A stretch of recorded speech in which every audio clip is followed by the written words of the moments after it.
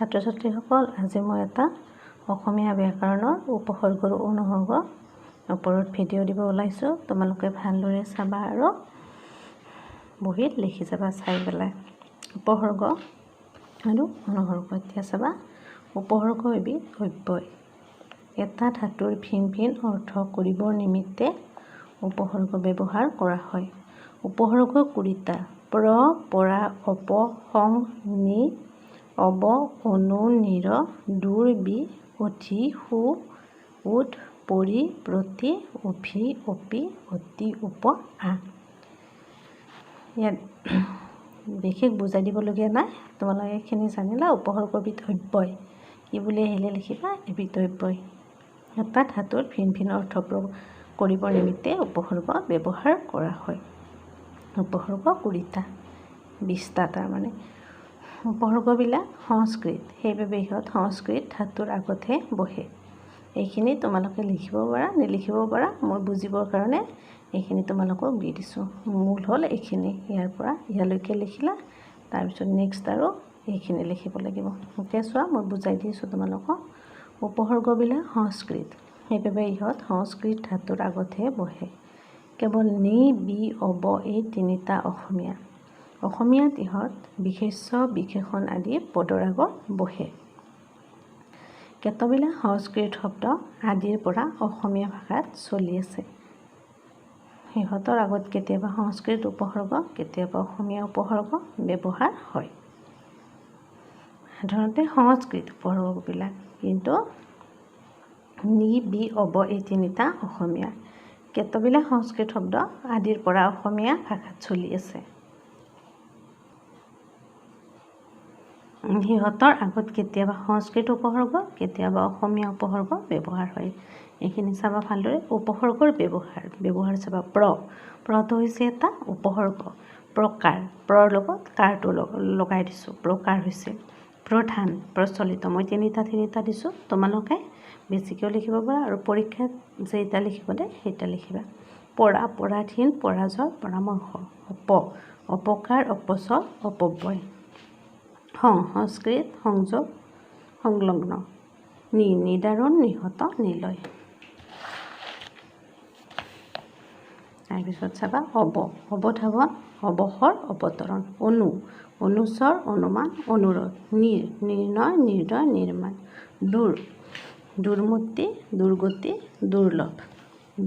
বিপদ, বিদায়, বিকাৰ। অধিকাৰ, অধ্যয়ন, অধিভাৰ। সুদৰ্শন, সুযোগ, সুলভ। উন্নতি, উদ্ধাৰ, উচ্চাৰণ। পৰিমাণ, পৰিতাপ, পৰিণয়। প্ৰতিকাৰ, প্ৰতিপন্ন, প্ৰতিপদ। অভিশাপ, অভিমান, অভিজ্ঞ। অপিচ, অপিধান।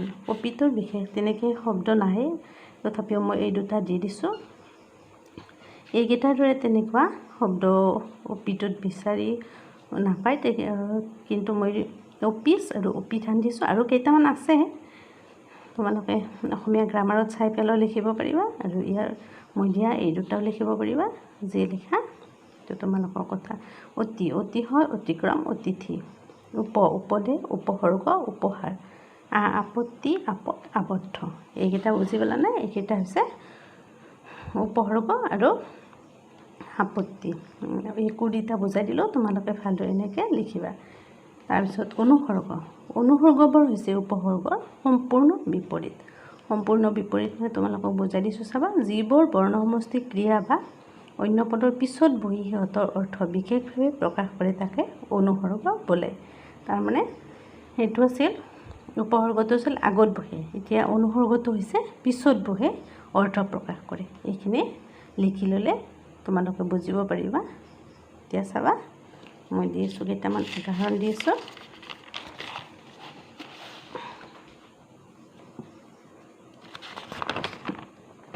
অনুসৰ্গৰ কেইটামান উদাহৰণ চাবা। যেনে হওক, তোমালোক আহিবা হওক, মানে এইটো পিছত বহিছে। চাবা, তোমালোক আহিবা হওক, এনেকৈ কয়, মানে আহিবা তোমালোক। হ'বলা, তুমি গৈছিলা হ'বলা।